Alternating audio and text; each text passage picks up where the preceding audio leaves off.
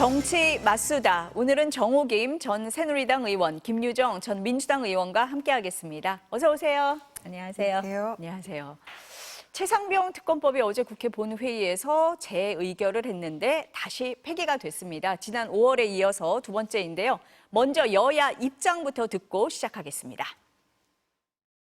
최상병 특검법이 위헌적 요소가 많은 문제가 많은 법이라고 저희들이 평가를 했고, 그리고 그 부당함을 우리 의원들이 확인하고 그래서 부결을 시켰다. 여기에 의미가 있다 이렇게 생각을 합니다.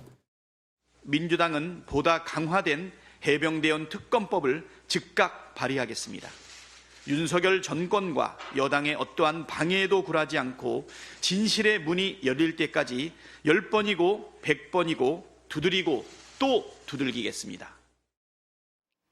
먼저 우리 정 의원님 어떻게 보셨어요? 서로 네. 상대의 패를 뻔히 보면서 어떻게 될지 알면서 예측 가능한 방법으로 계속해서 정치 공방을 벌이면서 이미 막 타고 있는 불에다가 계속해서 더 큰 그런 그 불쏘시개라 그래야 되나? 계속 탈 수 있는 걸 계속 집어넣는 거예요? 제공하는 그러한 모양새라고 볼 수가 있고요. 민주당으로서는 결국 이렇게 계속 시끄럽게 해서 특검을 해도 좋고 또 특검이 안 되더라도 다음 대선까지 계속해서 공방을 붙일 수 있다라는 점에서 꽃놀이패라고 생각을 하는 것 같고요. 국민의힘의 선택은 무엇이냐면은 차악이냐 아니면 최악이냐의 카드에서 하나를 선택해야 되는데 네. 무엇이 차악이고 무엇이 최악인지에 대한 판단을 아직 안 한 것 내지는 못한 것 같다는 느낌이 네. 들어요. 어떻습니까? 이제 이 최상병 특검법이 두 번째 네. 폐기됐죠. 네. 그러니까 표결은 또 4번 한 셈이에요. 거부권 행사를 2번 했기 때문에. 그래서 그 유가족들, 박정훈 대령, 또 해병 전후의 그 울부짖음 이런 것들이 그 순간에 저는 주마등처럼 스쳐갔는데 어찌됐거나 균열이 생긴 거라고 저는 판단하거든요. 뭐 저희가 좀 더 얘기 나누겠지만 그래서 이거는 어쩔 수 없이 네. 될 때까지 계속해야 된다 이렇게 때까지 해야 생각하고요. 된다? 네, 네. 그래서 특검 또 발의하고 지치지 않고 계속 할 수밖에 없겠다. 그리고 국민의힘의 어떤 말로는 얘기 못하지만 또 당론이라는 그 족쇄에 걸려서 양심적으로 뭔가 얘기하지 못하는 의원들도 저는 있을 거라고 생각하거든요. 그래서 이거는 계속해서 할 수밖에 없는 문제다. 그리고 여전히 국민의 다수가 이 특검법을 지지하고 있거든요. 그래서 그 민심을 받들어야 된다 이렇게 생각합니다.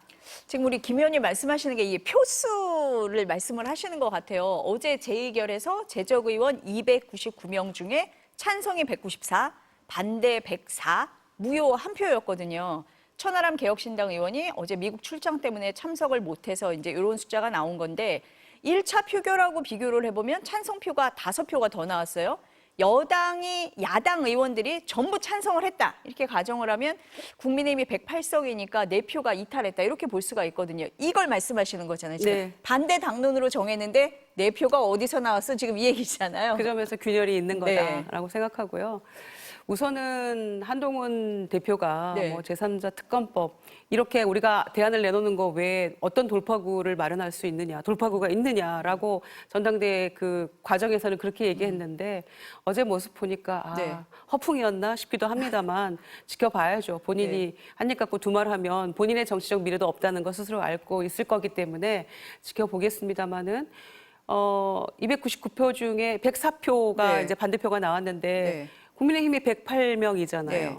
그런데 4표가 일단 이탈표가 나온 셈이거든요. 그래서 안철수 의원은 기본값으로 하고 3명의 이탈표가 나온 셈인데 오늘 보도 보니까 뭐 가부를 뭐 잘못 착각했다는 등 뭐 무효표 하나는 그렇다고 얘기를 무효표 하죠. 하나는 지금. 이제 그 부자를 한자를 잘못 썼다. 적었다는 네. 거고 안철수 의원을 제외한 3명의 이탈표가 있는 거잖아요. 그중에 2명이 뭐 헷갈렸다. 가부를 헷갈렸다는 거예요. 한자를 헷갈린 게 아니고 이 안에 재의결한다는 그거를 보고 그거 찬성이라고 생각했다는 거예요. 그러니까 의원의 자격이 없는 거죠. 이거는 초선이라서 해명이죠. 네. 헷갈렸다 그러는데 네. 이거는 배지 떼야 될 사안이라고 저는 생각합니다. 이렇게 엄중한 문제에 대해서 찬성 편지, 뭐 반대 편지도 제대로 그걸 모르고 헷갈렸다. 그거는 아니 자격이 없는 무기명인데 거라고 누가 생각하고요. 그렇게 했는지 이름이 나오나 봐요. 이름은 모르겠습니다만은 일단 분석을 그렇게 네, 하고 국민의힘에서 있어요. 했고요. 아, 네. 보도도 아침부터 이제 여러 차례 된 바가 있어요. 한 2명이 그렇게 했다는 네, 건데 그렇다면은 적어도 한 표는 이탈표가 생긴 거예요. 그게 실수라 쳐도. 계속 실수를 많이 해주기 바라고요. 네. 그리고 적어도 한 명이 더 추가가 됐기 때문에 한동훈 대표가 제3자 특검법 아니고 민주당 안에는 우리는 다 당론으로 반대한다고 했음에도 불구하고 이탈표가 생긴 거잖아요. 네. 저는 그게 국민의힘에 최소한의 양심이 있는 의원들이 있다고 생각하는 거고요. 이 균열을 저희는 비집고 들어가서 좀 더 많은 양심 선언 해주길 바라고 계속해서 할 생각이고 일단 특검법 내놓으십시오. 제3자 특검법. 네. 말로만 하지 말고 이제 그런 입장인 거죠. 균열 맞습니까? 균열이 조금 있죠. 왜냐하면은 이제 한동훈 지도 체제가 만들어진 상태에서 소위 그 최상병 특검법과 관련해 가지고 소위 그 친윤계라고 할 수 있는 네. 최고위원이 뭐 이 문제는 원내대표가 주도하는 것이다라는 취지의 네. 주장을 내놓고 그런 와중에 제가 생각해도 초선이 그랬을 것 같아요. 그래서 찬성을 해놓고 지금 계속 이제 그 마치 또 토끼몰이 하듯이 들어오니까는 실수했어요 이렇게 말한 거일 수도 있고 정말로 부결인지 또는 찬성인지 제대로 감을 못 잡아서 의원님 말씀대로 했다면은 자격이 없을 뿐만 아니라 그런 사람을 공천해서 결국은 국회의원 배지를 달아준 그 당 지도부가 얼마나 무능한지를 또 한 번 보여줬다라는 점에서 참담할 수밖에 없는 것인데요. 냉철히 보면은 결국은 7표가 나오더라도 네. 부결돼요. 8표가 중요한 거거든요. 그렇죠. 네. 그리고 8표는 그럼 누가 지고 있느냐? 결국은 한동훈 대표가 지고 있는 거예요. 그래서 사실은 이 한동훈 대표가 가지고 있는 힘이 네. 비록 8석이라 하더라도 이미 자기를 지지한 의원이 8명 넘을 거예요. 그렇기 때문에 이 열세는 한동훈 대표가 지고 있는 것이고요. 그런 상황에서 민주당이 정말 전략이 없다라고 생각하는 것이 결국은 그걸 통과시킬 생각이 있었다면은 네.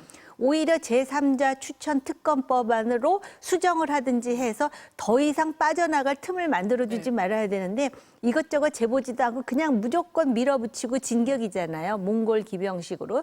그러면은 오히려 국민의힘의 그 내부에서 특히 지도부에서 반대할 수 있는 명분은 얼마든지 생길 수밖에 없는 것이죠. 그래서 왜 민주당이 그럴까? 전략이 부재한 것인지 아니면 더 큰 전략이 있는 것인지 정말 최혜병의 억울한 죽음과 관련해서 진상 규명을 할 의도는 애초부터 없었던 것이고 이 사건 자체를 빌미로 해서 계속 장구를 치고 나팔을 불고 문제를 더 확대시키겠다라는 정치적인 의도가 있는 것 아닌가라는 의심을 자아낼 정도로 정말로 문제를 해결해서 특검으로 가서 진상을 규명하고 시비곡직을 따진다 그러면은 마치 또 그 조국 혁신당 대표가 네. 거기 그 특검과 관련해서 자신들은 특검 추천권을 내려놓겠다. 그런 식으로 해야 네. 되는데 지금 민주당의 경우는 지금 진정한 의도가 무엇인가를 의심케 하고 국민의힘의 경우는 진짜 열세는 한동훈 대표가 지고 지고 있다라는 있다. 걸 보여주는 것이죠.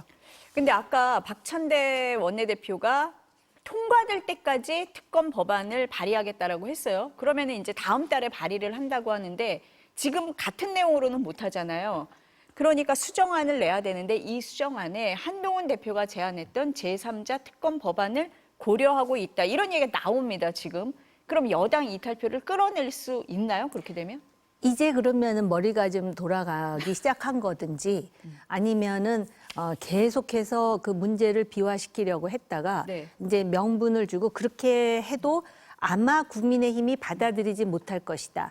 만약에 이걸 받지 못하면은 네. 일타쌍피로 윤석열 대통령뿐만 아니라 한동훈 대표의 자기 말을 지킬 수 없는 그런 상황을 만들므로써 정치적으로 유리한 국면을 원래 그 정치하는 사람들이 또 그런 정치 공학적 계산들은 많이 하거든요. 네. 그 중에 하나인데요. 지금 진실을 원하는 사람들은 규명을 하기 위해서 특검이 통과되어야 한다면 결국은 한동훈 대표의 제3자 추천 특검안을 받아들일 수 있는 정도로 민주당이 공간을 열어야 된다라고 보죠. 네, 네. 근데 이게 뭐 당에서 지금 합의가 된 얘기는 아닌 것 같고 이것도 검토한다 이렇게 나오는 것 같은데 어떻습니까? 예, 그러니까 저희가 이제 이 두 번째 22대 국회 시작하자마자 첫 번째 1호 당론으로 이 특검법을 이미 네. 제출한 상태에서 한동훈 이제 대표는 그때 뭐 당대표 출마를 한다 안 한다 뭐 이런 시점이었거든요. 그러니까 이제 시점상으로는 뭐 저희가 이미 제출했기 때문에 네. 뭐 검토하기는 어려웠던 점이 있고요. 그런데 이제 지금은 좀 숨고르기 하는 순간이긴 한데 일단은 이재명 당대표가 이제 유력시 되는 네. 다시 한번 토론회에서는 제3자 특검 못 받는다 이제 그렇게 이런 말씀을 하셨어요. 의견 표명을 네. 했기 때문에 네. 이제 어떻게 전개가 될지는 모르겠습니다만은 개혁신당의 천하람 의원 안도 있고요. 네. 그래서 이제 그런 것들을 조금 야권은 전부 다 네. 뭐 똘똘 뭉쳐 있기 때문에 네. 좀 머리를 맞대고 수정안을 만들어 봐야 되고 또 저 같은 경우에는 뭐 이 네. 제3자 특검도 선택지 하나로 둬야 된다고 생각합니다. 그걸 좀 고민을 해야 되고요. 그러면서 동시에 저는 지금 오히려 네. 이 국민의힘 내부의 반발이나 기류를 봤을 때 네. 한동훈 대표가 얘기하는 제3자 특검안을 그 당론으로 이걸 발의를 할 수 있을까가 오히려 저는 오히려, 더 네, 예, 네, 그게 네. 가능할까 싶을 정도의 네, 분위기거든요. 네, 그래서 네. 일단 내놔보세요. 네, 말로만 하지 말고 허풍쟁이 되고 싶지 않으면 이제 그런 입장인 거죠. 그래서 선택지는 얼마든지 뭐 조금씩 유연하게 갈 수 있다고 네. 보고요. 그래서 오히려 제3자 특검안을 민주당이 그렇게 갑시다라고 하면 이제 국민의힘이 복잡해질 겁니다. 오히려. 복잡하다. 예. 아니 지금 말씀하신 내용이 맞는 게 지금 야당에서 한동훈 대표한테 특검법 발의해요 이렇게 계속 얘기를 하고 있고 개혁신당 이준석 의원이 한동훈 대표가 제안했던 특검법 수정안이 뭔지 제발 보고 싶어요. 국민의힘은 즉각 한동훈 수정안을 발의하라 이렇게 지금 SNS에 올렸단 말이에요. 한동훈 대표가 시험대에 오른 겁니까? 그렇죠. 그래서 오히려 네. 도와주고 있는 사람은 이재명 대표죠. 왜냐면은 네. 제3자 특검 추첨 안 받겠다 그랬으니까 계속 좀 그렇게 하면은 아니 원래 우리가 하려고 그랬는데 제3자 특검 그 안 받는다고 해서 그렇다고? 그렇다고 네. 하더라도 네. 한동훈 대표로서는 일단 대표가 됐고 또 당대표 경선에서 그거를 공약으로 내세웠으면 당의 화합 때문에 아마 지금 그렇게 세게 치고 나가면 안 된다고 누군가가 조언을 하는 것 같은데요. 네, 네, 네. 지금 본인이 원하는 게 당대표 아니잖아요. 대통령이 되고 싶다면요. 그런데 지금 특검에 대해서는 국민 여론의 과반수 이상이 지금 특검해야 된다라고 네. 보고 있고 네. 실질적으로 지금 여러 가지 문제가 계속해서 제기되고 있는 상황이고 이거는 시간이 가면 갈수록 절대로 특검을 안 한다 그래서 유리해지지 않는 국면이고 다른 건 몰라도 민주당이 네. 그런 상황에서 이걸 접을 이유가 없지 않습니까? 그러니까 그거를 정확하게 알고 있는 이준석 의원이 네. 얘기하는 거예요. 그러니까 본인이 이렇게 얘기를 할 때는 아마 한동훈 대표가 지금 여러 가지 사정상 특검법 수정안을 내놓기가 쉽지 않을 것이다라고 해서 약한 고리를 치는 건데 아까 정치공학 말씀하셨는데 그럴 때 그겁니까? 반전으로 네, 네. 내가 생각하고 우리 당이 생각하는 수정 특검법안은 이런 것이다라고 내놔야 돼요. 그런데 이제 아마 대통령을 의식하겠죠. 대통령은 실에선 절대로 안 받는다 절대 안 그랬으니까 된다죠. 이렇게 되면 당정 관계가 완전히 비틀어진다고 생각하는데 국민의힘이 사는 길은 그리고 대통령이 사는 길은 실제로 윤한 관계에서 한이 주도권을 잡아야 둘이 살아요. 단지 대통령은 굉장히 불쾌하고 기분 나쁘고 불편한 일이 많을 거예요. 그런데 만약에 이 관계가 여전히 윤한으로 대통령이 뭔가를 하면서 여론에 자꾸 반영되는 일을 만들면 자칫하면은 당까지도 위태로워질 수 있다라는 게 저 개인 견해예요. 그러니까 만찬에서 러브샷 했다고 네. 이 관계가 그냥 회복되는 게 아니거든요. 둘이 만나서 심도 있는 그 미래를 논의하고 이런 지금 현안들에 대해서 머리를 맞댔다면 모를까. 네. 떨어진 후보들까지 다 몰려서 20몇 명이 모여서 단체로 뭘 얘기를 할 수 있겠습니까? 그러니까 러브샷 했다고 다 되는 게 아니고 네. 제가 보기엔 그냥 쇼윈도우 당정 관계처럼 보여지는데 이제 지금부터 시작인 거죠. 그래서 내부에서 벌써부터 막 견제고 들어오고 이러는데 한 대표가 말로만 하지 말고 우리는 문서화된 뭔가 법안을 보고 싶다라는 것이고요. 그러면은 뭐 대통령이 뭐 어떤 특검 법안에 대해서도 거부권 행사하겠다라고 하더라도 네. 저는 만약에 한 대표가 이 제3자 특검 법안을 내놓을 수만 있다면 균열 8표는 올 수 있을 거라고 생각하거든요. 네. 그러니까 지금부터 이제 완전히 밀당이고 네. 굉장히 이 고차방정식이 되지만 그래도 일이 되도록 해야 되기 때문에 민주당도 또 야당들 굉장히 고민하면서 네. 이거를 밟아 나가야 된다고 생각해요. 그래서 한동훈 대표를 더 압박하는지는 모르겠는데 한동훈 대표가 대표 취임한 이후에는 기류가 좀 달라진 거 아니냐 이런 얘기가 나옵니다. 그러니까 한 대표 최측근인 장동혁 최고의원이 최상병 특검이 부결된다면 제3자 특검에 대한 논의를 이어갈 실익은 없다 이런 얘기를 했어요. 물론 이제 한 대표가 직접 얘기한 건 아니지만 장동혁 최고가 이런 얘기를 했으면 아 이거 공감하고 있는 거 아닌가라는 시각이 있어서 그런데 어떻습니까? 물론 그게 무슨 말이죠? 저는 아니 부결되려면 뭐 제3자 특검을 논의를 이어갈 실익이 없다? 이 실익이 누구를 위한 실익입니까? 이 유가족들을 위해서 진실을 규명하겠다는 집권 여당 아니었나요? 누구를 위한 실익을 얘기하는지 네. 잘 모르겠고요. 이제 수석 최고위원이 되신 마당인데 정말 한 대표가 뭐라고 얘기했습니까? 본인이 당심, 민심 거의 비슷하게 지지를 받았고 그래서 그 민심을 개혁의 원동력 삼겠다 이렇게 얘기를 했는데 민심이 원하는 게 바로 이 특검법을 빨리 통과시켜서 재벌 거부권 행사하지 말고 제대로 진실 규명해 주십시오. 외압이 있었는지 없었는지부터 이건데 그럼 거기에 반해서 지금 가겠다라고 뭐 전당대회 며칠 만에 이렇게 얘기한다는 것도 어불성설이고요. 그리고 저는 그 만찬에서 뭐 이제 다 잊어버리고 싸우지 말고 소통하고 뭐 이런 얘기 대통령이 네. 하셨는데 대통령은 잊어버렸나요? 이준석, 김기현 대표 다 아웃시키면서 뒤끝 장렬 보여주셨잖아요. 그런데 이제 선거 끝나고 의자 날아다니고 막 그렇게 날선 공방, 공소 취소했니? 개인적인 부탁이니 아니니? 막 이러면서 온갖 얘기들이 난무했는데 그게 그렇게 며칠 만에 잊혀지나요? 그러니까 이제 무리한 요구들이었기 때문에 저는 그래도 한동훈 대표에게 이준석이나 김기현 대표처럼은 못할 것이다. 네. 왜냐하면 서로를 너무 잘 알고 서로 쥐고 있는 패가 있기 때문에 그렇게는 못할 것이다, 함부로. 그래서 어떤 의미에서는 저는 한동훈 대표가 주도권을 쥐고 갈 수밖에 없다라고 생각을 하는데 그래서 한 대표가 국민과의 약속을 지키려면 특검법을 반드시 내놔야 내야 된다. 되고 네. 그 길로 갈 수 있을 거라고 저는 생각합니다. 근데 아까 정 의원이 잠깐 말씀하셨지만 당내 기류를 좀 보는 거다 이런 말씀을 하셨잖아요. 그 요번에 신임 최고위원 되신 분들도 김재원, 김민전 의원이 최상병 특검법 처리 권한은 원내대표에게 있다 이런 얘기를 했고 앞서서 대통령실에서는 어떤 특검 법안도 받을 수 없다 이런 입장이거든요. 그럼 원외 당대표의 한계도 있을 거고 당내 기류도 좀 봐야 되고 이런 상황을 지금 보는 걸까요? 그걸 보니까 지금 저렇게 뭉기듯이 지금 이런 뭐라 그럴까 좀 불편한 그런 그 자세가 나오는 건데요. 실제로 김재원 최고 또 김민전 최고는 아마 자기 생각도 그렇지만 네. 좀 얘기가 됐나 싶은 부분도 있어요. 아무래도 윤으로 분류가 친윤으로 되시죠. 이제 분류가 예, 되는데 물론 이제 김재원 최고는 조금 결이 달라요.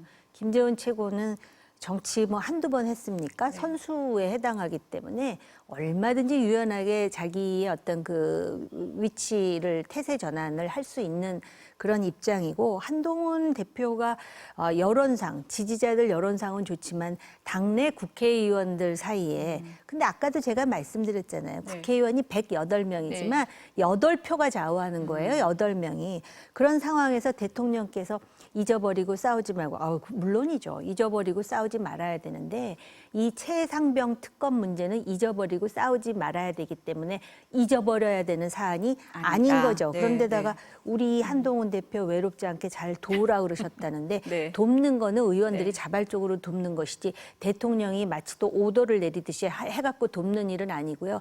외롭지 않게라 그랬는데 지금 외로운 분은 대통령이세요. 한동훈 대표가 아닙니다. 그렇기 때문에 한동훈 대표는 또 뭘 보여줘야 되냐면은 이런 상황에서 내가 국회 원내에 있는 구성원들을 설득해서 공약대로 해서 당의 지지도를 견인하는 자세가 필요하고 설사 그게 안 되더라도 그런 모습을 보여주는 게 상당히 중요하고요. 그리고 그렇잖아요. 지금 다 거기 뭐 누구야? 이 저 수석 최고라는 사람들 있고 다 율사 출신인데 네. 마치 또 특검을 하면 큰일 나는 것처럼 얘기를 하면 사람들이 어떻게 판단하는 줄 아십니까? 아, 뭘 잘못하긴 했구나. 왜 그런 이해 내지 오해를 하게끔 만듭니까? 그러니까 잘못된 데다가 아주 극단적인 상황에서 자꾸 지금 특검 얘기하면서 민주당은 지금 탄핵으로 몰고 가려고 하는 의도가 있겠죠. 저는 있다고 봐요. 그런데 보세요. 그렇다 하더라도 8석이 열세예요. 네. 8석. 그러면 오히려 당당하게 제3자 추천해가지고선 법적으로 따져보면은 지금 오히려 그걸 자꾸 안 하려고 그러니까 박정훈 대령은 다 잘해서 선이고 나머진 전부 악, 이불, 내불이 돼버린 거거든요. 그러니까 그걸 좀 따져보자고요, 법적으로. 그런 열린 자세가 필요하다라고 생각합니다. 단지 한동훈 대표가 정치를 비대위원장으로 시작해서 1년도 안 됐는데 당대표가 그렇죠. 됐고요. 장동혁 수석 최고도 1.5선 아닌가요? 맞습니다. 근데도 되니까 지금 아우 밥도 먹고 잘 분위기 좋은 마당에 이렇게 해서 찬물 끼얹으면 되겠어? 그렇게 생각하진 않겠지만 설마 근데 그 만에 하나 그런 식으로 지금 좋은 게 좋은 거고 다 잊어버리고 그렇게 해가지고는요 국민의 힘이 도저히 돌파구가 안 나올 것 같아요. 우리는 뭐 운명 공동체다. 네. 전당대회장에서 대통령이 그런 메시지 전달하고 가셨잖아요. 그런데 운명 공동체라고 그게 맞다면 이런 식으로 가면 공멸하는 겁니다. 그러니까 참패한 정당의 전당대회가 저런 식으로 이전투구로 가는 거에 대해서 정책이나 민생이나 미래 비전 하나 없이 가는 거에 대해서 굉장히 지탄을 받았는데 또 싸움 구경이 재밌으니까 많이 보기는 했어요, 사람들이. 그래서 더 각인이 된 바도 있고요. 어떻게 하려고 그러나 이런 생각도 있었는데 이렇게 민의를 계속 저버리는 방향으로 간다면 운명 공동체니까 함께 가는 것이고 공멸은 명약하나하다 이렇게 생각합니다.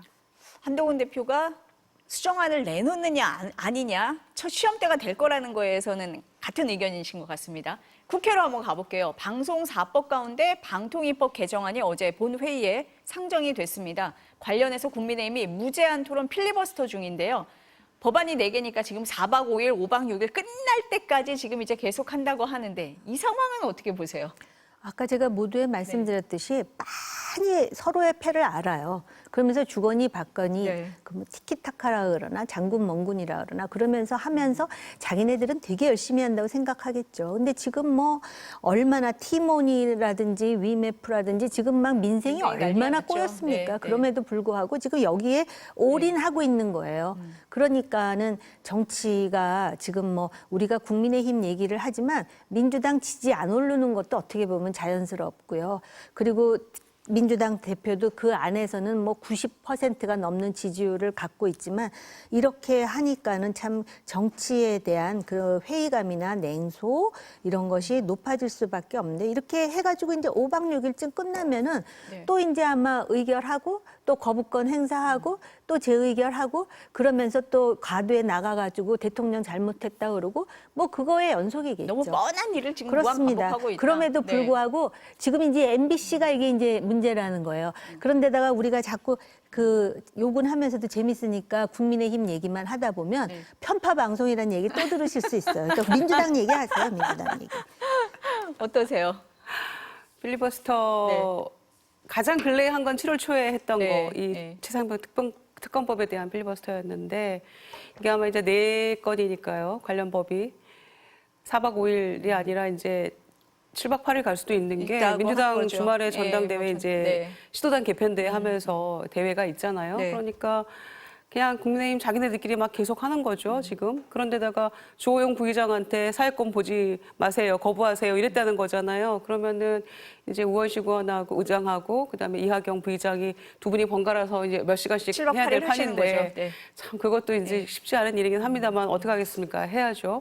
그러다가 중간에 이제 강조 종결시키고 이렇게 네. 하나씩 해나갈 참인데 이게 이렇게까지 할 일인가. 이제 이런 얘기 하면 국민의힘 의원들 또 뭐 다수의 뭐 패널들은 네. 그거 문재인 정권 때 하지. 그 왜 있을 때 안 하고 늘 이런 얘기 하시죠. 하시거든요. 네. 거의 이제 추임새처럼 나오는데 네. 제가 늘 말씀드립니다는 분명 잘못된 일이죠. 그리고 통과시켰으면 대통령이 거부권 행사할 리가 만무하지 않습니까? 그렇게 좋은 조건일 때 왜 안 하고 이거를 이제 와서 이렇게 힘들게 또 해야 되나라는 거에 굉장한 반성도 필요하고 회의감도 듭니다만 저 같은 원외가 맨날 반성하고 사과하면 뭐 하겠어요. 의원들이 이거를 빨리빨리 해야 될 텐데 그런데 정권이 바뀔 때마다 이 악순환의 고리를 좀 끊어보자라는 거잖아요. 네. 이제라도 정신 차리고. 그런데 이제 민주당이 그렇게 얘기하면 뭐 너네 때는 안 그러던 이렇게 얘기하지 않습니까? 그러면 국민의힘도 그때 그게 맞지 않다고 생각했으면 그래서 그 모든 것의 총합으로 정권이 넘어가 버린 거 아닙니까? 그럼 정권을 가졌으면 그때 잘못한 것들은 좀 바꿔가면서 해야 되는 게 그게 개혁이고 변화 아니겠어요? 그런데 이 고리를 누가 끊을 것인가만 서로 그냥 떠넘기듯이 하고 있기 때문에 문제라고 보고요. 네. 이렇게 필리버스터 하면서 아마 국민의힘 의원들도 괴로울 겁니다. 너무 힘들다고 네, 하세요. 괴로울 거예요. 이 괴로울 일을 왜 하십니까? 거부권 행사하라고 또 할 거잖아요. 대통령께 또 당연한 수순으로 할 거면서. 그러니까 굉장히 불필요한 소모전이다라고 생각하는데 딱히 명분도 없어요. 이렇게 하는 모습들이. 그래서 제발 그 윤석열 대통령이 정권에서 어떤 성과도 못 내고 있는데 이번만이라도 통과시키고 거부권 행사하지 않는다면 고리를 끊을 수 있다. 고리도 끊고 네. 정말 잘한 일 중에 하나로 평가받을 겁니다. 역사적으로. 그런데 그럴 일 만무하니까 이 일을 어떻게 할 것인가 하는 거죠. 아니 네. 저기 뭐야 그 왜 안 했느냐는 얘기는 진짜 노랫가락처럼 나오지만 그거는 할 수 있는 얘기죠. 아니 자기네가 정권을 잡고 있고 다수당이었음에도 불구하고 그때는 누렸잖아요. 왜 모든 언론이 우리 편이다라는 그런 생각을 했기 때문에 내버려 뒀을 거예요. 그러다가 지금 야당이 되니까. 그런데 이제 또 그 권력은 또 언론에 대한 생각이 또 다르겠죠? 그러다 보니까 이런 악순환이 계속되는 건데 지금 어쨌든 공영방송 이사수를 늘리고 언론과 시민단체에 이사 추천권을 주자는 것이 외연상으로는 굉장히 민주적으로 보이는데 아마 그 보수 쪽에서 생각할 때는 그 언론이나 또는 시민단체 중에 이념에 경도돼 있거나 특정 진영과 가까운 단체가 많다라는 것은 결국은 민주적인 그런 외피를 둘러싸고 있지만은 실제로는 또 자기네들 입맛에 맞는 사람들을 뽑으려고 하는 게 아니냐라는 생각을 하잖아요. 그럼 좀 머리를 맞대고 수정안을 한번 만들어 버리든지 아니면 그게 안 되면 그냥 없애는 걸로 죽이 되든 밥이 되든 그냥 그 안에서 자기네들끼리 이게 왜냐하면 모든 언론사 중에 주인 없는 언론사가 많기 때문에 더 이런 일이 생기는 측면도 있거든요. 이게 어떻게 보면 한국적인 현상인 것 같아요. 우리의 어떤 지금 여기까지 올라온 선진적 수준에 비하면 이 방통위원회의 존재 자체도 그렇고 이걸 가지고 지금 여야가 대립하는 것도 그렇고 참 거의 그 목불인견의 상황이거든요.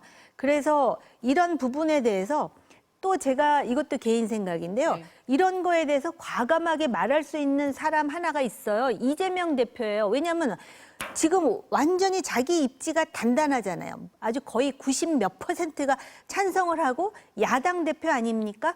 그렇다면은 과연 합리적이고 현실적인 대안 그리고 상대 진영에서도 받아들일 수 있는 그런 균형 잡힌 대안이 무엇인지를 본인이 고민했다 그러면서 한번 내놔보면서 얘기를 하도록 하면은 지금 그냥 이렇게 고정되어 있는 지지율도 올라갈 텐데 그분은 계속해서 뭐 최상병 특검과 관련해서도 제3자 특검 안 된다 그러고 굉장히 그 거의 그 본인이 지금 징기스칸이라고 생각하시는지 뭐지 몽골 기병처럼 막 진격하라 이렇게 얘기하잖아요. 근데 아무도 그러니까 정치가 타협의 예술이라 그러는데 지금 정치하는 사람은 아무도 없어요. 지금 그 안에 보면은. 근데 이제 바로 그 지점인데 네. 이 방송사법과 관련해가지고 우현식 의장이 중재안을 내셨잖아요. 양쪽 기자회견까지 다 좀 하면서. 멈추고 생각을 해보자. 워워하고 협의체 공공인 만들자. 협의체 만들어서 조금 논의를 해보자. 저는 굉장히 좋은 안이라고 생각을 했거든요. 그런데 국민의힘 어떻게 단칼에 거절해버렸잖아요. 근데 굉장히 좋은 안이고 우리가 조금 수기할 수 있는 숨고르게 하면서 진짜 좋은 게 무엇인지를 한번 그리고 정권 바뀌어도 좀 지속 가능한 어떤 뭔가를 만들어 보자라는 그런 취지에서 굉장히 좋은 안이라고 생각했는데 단칼에 거절하고 그렇게 필리버스터를 선택을 했으니까 이게 해법이 안 나오는 나온다. 거죠, 쉽게. 그러니까 여야 협의가 될 수 있는 장이 안 만들어지고 있는 것 같아요. 계속 저희가 방통위 얘기를 하고 있는데 민주당이 어제 방통위원장 직무대행 맡고 있는 이상인 부위원장에 대해서 탄핵소추안 발의했고 또 오늘 오전에 자진 사퇴하셨단 말이에요. 이렇게 되면 방통위가 지금 0명이에요. 아무도 없는 이런 체제가 지금 됐거든요. 이건 어떻게 보세요? 아니, 그 제가 그랬잖아요. 네. 없애버리라고 차라리. 아니, 이럴 거를 왜 이런 그 하나의 그 엔터티라 그러죠. 이런 실체를 만들어가지고. 그러니까 방송통신위원회 자체를 예, 저는 그렇게 생각해요. 방통위가 네. 없는 게 낫지. 네. 이게 있음으로써 지금 권력과 같이 뭔가 이렇게 뭐라 그럴까 뭉쳐가지고 네. 계속 권력대마다 화근이 되잖아요. 지금 정부뿐만이 아닙니다. 네. 그 이전에도 그랬고요. 그러다 보니까 차라리 제가 유예 네. 기간을 두고 네. 0명, 1명, 2명이 할 바에는 네. 그럼 한 1년 한번 해보자. 이런 식으로 하든지 그렇게 해야지 이게 그리고 특정 방송의 구성원들 중에 소위 이제 언론인들도 굉장히 자괴감을 느끼지 않을까 싶어요. 그런데다가 이거는 참 너무 현실적인 얘기인데요. 사람이 사상의 자유, 표현의 자유도 좋지만은 당장 자기 생계를 위협한다라고 생각하면은 이거 자체가 굉장히 절박해지는 이슈가 되거든요. 근데 지금 다 그렇게 만들잖아요. 솔직히 얘기하면은 그렇지 않습니까? 제가 너무 언론인으로서 이거 답을 해야 될지 답은 개인적으로 드리겠습니다. 어떠세요? 이 0명까지 된 체제에 대해서. 직무대행이 탄핵 소추의 대상이 되느냐라고 문제 제기를 국민의힘이 하던데 네. 이거는 이제 그 개인에 대한 게 아니고 현재로 직무대행 역할을 하면서 자리에 대한 거다. 예, 1인 네.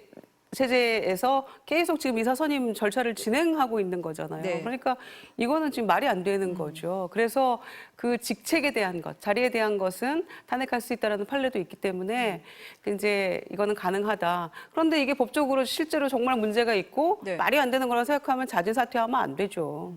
그러니까 그것도 또 물고 물리는 관계가 되는 겁니다. 저기 직무대행 아닌 네. 위원장도 전부 자진 사퇴하고 지금 그 패턴을 계속 밟아가고 있는 거예요. 그럼 만약에 이제 우여곡절 끝에 네. 새로운 방통위원장이 이제 임명이 그 됐어요. 취임을 네. 하면 네. 또 이제 탄핵하겠죠. 그럼 탄핵 직전에 또 의사결정하고 본인이 사퇴하겠죠. 그러니까 서로 안 되니까요. 상대가 무슨 패를 내놓을지 그러면서도 똑같이 해요. 여기서 발상의 전환을 하는 그런 전략은 없어요. 그냥 계속 하는 거예요. 그러면서 또 선거 때 이것이 유리한가 불리한가를 불리한가. 또 판단하지 않겠습니까? 부위원장 참 나쁜 정치죠. 한마디로. 부위원장 금방 또 임명할 거고요. 이거는 부위원장은 뭐 그렇죠. 청문회를 거치지 않아도 거치지 않고 되니까 금방 임명을 임명할 한다는 거고. 거죠. 그다음에 네. 이진숙 방통위원장은 청문회가 초유에 이제 3일째 하고 있고 내일도 현장도 가는데 뭐 임명하겠죠. 청문 보고 채택을 안 하더라도 그러면은 거의 원 포인트로 네. 그 미션 하나 완수하려고 지금 MBC 어떻게 하려고 그렇게 방통위원장 되려고 하는 거 아닙니까? 그러니까 이제 그거 의결해놓고 또 어쩌면 뭐 탄핵안 가결하면 또 치고 빠질 수 있겠죠. 그러니까 이제 이게 1년 사이에 방통위원장 3명이 이게 뭐냔 말이죠. 이태원 참사 관련해가지고 행안부 장관, 이상민 장관에 대해서는 야당에서 탄핵하고 이랬어도 절대로 안 물러났잖아요. 네. 끝까지 버티면서 있었는데 이 방통위원장은 왜 이렇게 다급하게 계속 치고 빠지고 사퇴해 가면서 3번째까지를 이렇게 후보자를 하느냐. 네. 그러니까 이게 바로 방송 장악에 대한 이 정권의 이 본 모습을 여과 없이 드러내는 장면인 거죠. 행안부 장관의 케이스와 너무 다르지 않습니까? 그러니까 야당으로서 어떻게 합니까? 물리적인 한계가 있고 결과적으로는 또 그렇게 진행하고 뭐 하나씩 해 나가겠지만 그렇다고 손 놓고 있을 수도 없는 거 아니겠어요. 그런 거죠. 지금 직무대행에 대해서는 국민의힘에서는 탄핵 소추안을 발의한 전례가 없다, 법적으로 근거가 없다고 주장을 하거든요. 그러니까 이거는 네. 논란의 소지가 있는데 이거 자체가 이제 큰 문제로 비화하진 않을 것 같아요. 왜냐하면은 자진 사퇴하셨기 다른 때문에. 문제가 네, 또 이제 또 계속해서 있긴 나올 있으니까. 테니까. 네. 그리고 결국은 이제 MBC 경영진이 어떻게 되느냐. 그래서 제가 한번 다른 방송에서 그 말씀도 드렸는데요.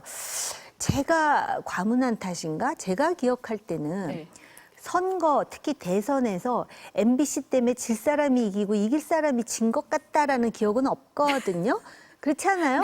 윤석열 후보가 됐다라는 자체가 그래서 MBC가 뭘 했는지는 네. 모르겠습니다만은 바이든 날리면이죠. 아니 그러니까 네. 저기 계량적으로 분석을 좀 해가지고 했을 때 과연 거기 방송 방송이 때문에. 그런데 이제 또 오늘도 증언을 보니까 한쪽에서는 MBC가 편파적이라 그러고 한쪽에서는 또 MBC가 뭐 경영이 많이 개선됐다 그러고 각자 자신의 입장에서 자기가 원하는 측면만 보는 거예요. 네. 그런데 방송이라는 거는 절대적으로 중립적이기 위해서 노력해야 됨에도 불구하고 미국의 폭스 TV하고 CNN을 보시면 각자 경향이라는 게 있어요. 또 그런 성향의 사람들이 그 회사에 들어가서 활동을 하고 제가 오죽하면 방통위를 없애는 게 낫겠다라는 말씀을 드리겠습니까?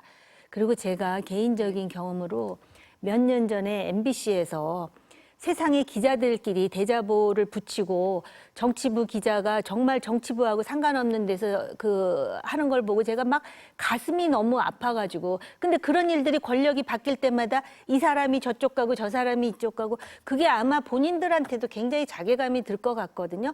그러니까 방송을 정치로부터 독립시키는 여당이 됐든 야당이 됐든 그걸 한번 방송사에서도 좀 연구 좀 해보세요. 맨날 방송사에서도 계속 얘기를 하는 게 그거죠. 아니 정치적으로 그러니까 독립이 돼야 보관을 된다. 그냥 복잡하게 얘기하지 않고 아주 심플 방송사에서도 내라 안을 한번 해보세요.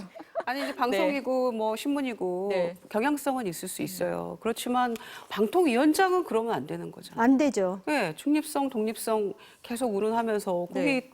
홈페이지 들어가보면 다 그게 대문에 적혀 있는 것들인데 이렇게 편향적이고 네. 정치적 성향이 너무나 명확한 이런 후보자를 굳이 앉혀야 되는 거에 대해서 이 정권은 진짜 반성해야죠. 그게 답답해요.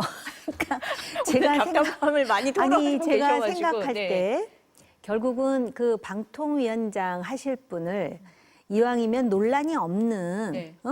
제3자가 보더라도 그런 분을 하더라도 정치공학상 지금까지의 관행으로 볼 때 하고자 하는 일을 하는데 큰 위험이나 있는데. 어려움이 없을 것 같은데 굳이 그냥 다 들여다 보이는 지금 그런 상황에서 청문회를 세상에 사흘까지 하고 심지어는 너 나이가 몇이냐 소리까지 우리가 듣고 앉아 있어야 되는 상황인지 정말 어떻게 이런 블랙 코미디를 만들면서도 그분들은 아마 굉장히 진지할 거예요. 근데 이건 아니다 싶어요. 여도 그렇고 야도 그렇고 그렇죠. 자꾸 양비론적인 얘기를 하게 되는데요. 너무 투명해요, 이 정권이. 네.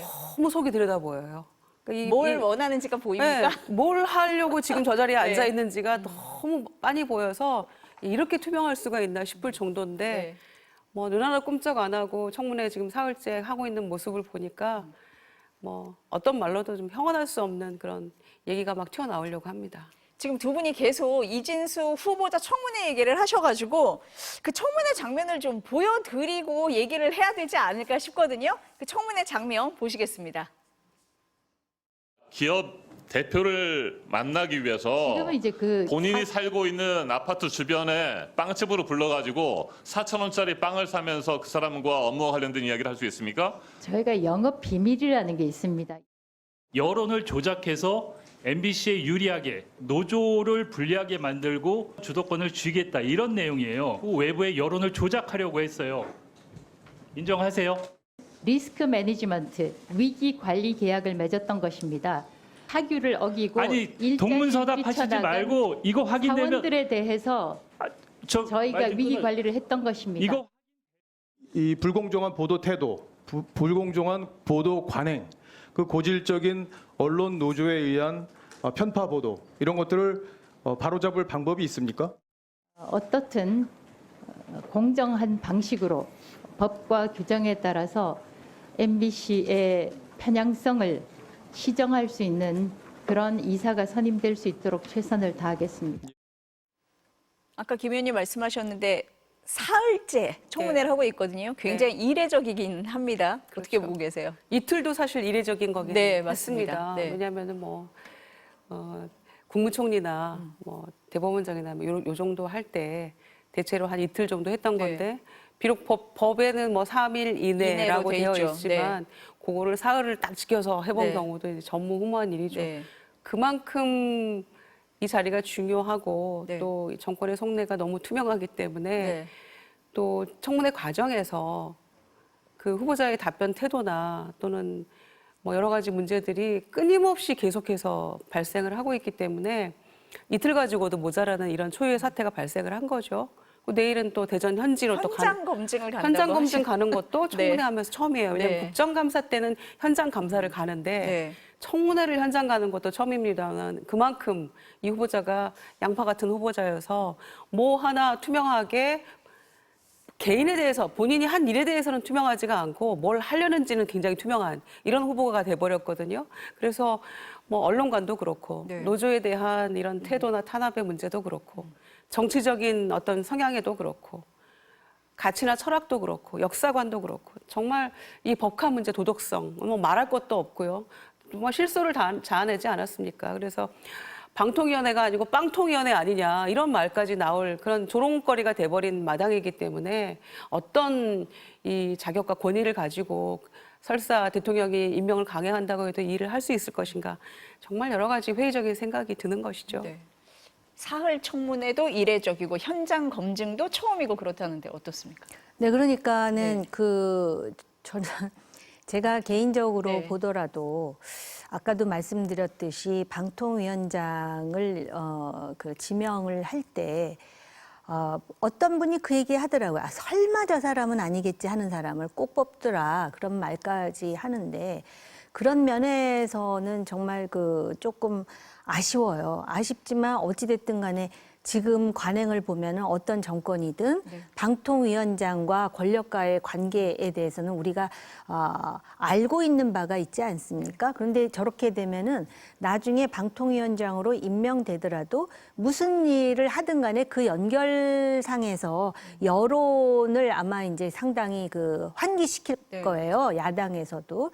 그래서 애초에 그런 부분에서 아쉽고 어차피 지금 자신들의 방송통신 정책을 정말 좀 더 유연하게 관철시킬 생각이라면 굳이 정말 이렇게 아주 투명하게 그런 분들은 뭔가 이렇게 캠페인을 하는데 활용하시고 정책은 뭔가 제3자나 또는 그 부동층이 볼 때 저런 사람 같으면 좀 합리적일 거야라고 이해 내지는 착각할 수 있다 하더라도 그런 사람을 좀 내세웠으면 어떨까 하는 생각이 들어서 아마 임명이 되더라도 계속해서 시끄럽게 되고 저거 자체가 대통령의 어떤 지지율에도 영향을 끼칠 텐데라는 걱정이 있죠. MBC 선후배 사이이기도 했던 정동영 의원의 그 이번 청문회 과정에서 조금 눈길을 끌었던 것 같아요. 그러니까 본인이 그 법화를 그렇게 방만하게 제 표현을 빌자면 시체말로 굉장히 너무나 지저분하게 도저히 있을 수 없는 그런 그 사용처들이 막 발견이 됐는데 그게 다 업무 때문이다 이렇게 얘기를 했잖아요. 영업하려고 하는 거다. 그랬는데 결국에는 뭐 광고 따기 위해서 했다는데 광고는 전혀 하나도 없었고 협찬 뭐 2개 이런 것들을 이제 MBC 관계자 뭐 인연을 통해서 문자를 받았는데 이렇습니다라고 했더니 할 말이 없는 거잖아요.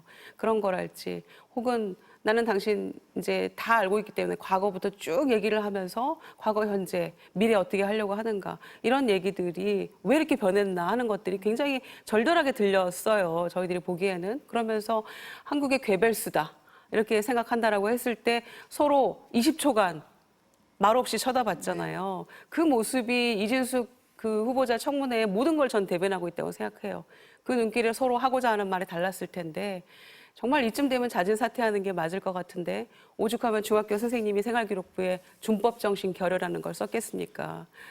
그 중학생이 뭘 준법 정신에 대해서 얘기할 게 있었을까요? 그런데 떡잎부터 알아본다고 법화에 대해서 그렇게 방만하게 쓰고 호텔에서 뭐 주말에 8,500만 원, 호텔에서 5,900만 원, 골프장, 뭐 유흥업소. 아니 법화를 이렇게 사용해도 MBC는 괜찮습니까? 대전 MBC 사장이? MBC에서 다 임원하고 대전 MBC 사장 하는 동안에 사용했던 게 뭐 무슨 6억 가까이인지 뭐 된다면서요. 이렇게 해도 되는 것인지. 그러니까 결론적으로 영업했다는 말은 다 거짓말인 것이고 본인이 서울 계속 왔다 갔다 하면서 본인의 어떤 영달을 위해서 누군가를 만나서 뭐 로비했던 게 아니냐. 이렇게 다 청문회에서 문제 제기를 했던 건데 이렇게 해놓고도 본인이 언론을 위해서 방송을 위해서 뭘 할 수 있다는 것인지 진짜 부끄러움을 어느 순간 다 잊어버린 모습이었습니다. 오늘 지금 제가 그 법화 이전에 그 의식 구조라든지 짧게 해주셔야 될 것 같아요. 방송통신 정책 관련해 갖고 비판하는 건 얼마든지 받아들일 수 있는데 법카 얘기를 민주당에서 하는 거는 참 듣기 그래요. 왜냐하면 지금 법카 잘못된 거예요. 이 후보도. 그런데 과연 그런 거 문제 제기하는 사람들이 이재명 대표 부부의 법카 사용에 대해서 말 한마디 했었는지 그건 갑자기 생각나면서 지적하고 싶어요. 네. 네, 국회 본회의도 그렇고 인사청문회장도 오늘 여야 격돌은 계속될 것 같습니다. 네, 오늘 말씀은 여기까지 듣겠습니다. 감사합니다.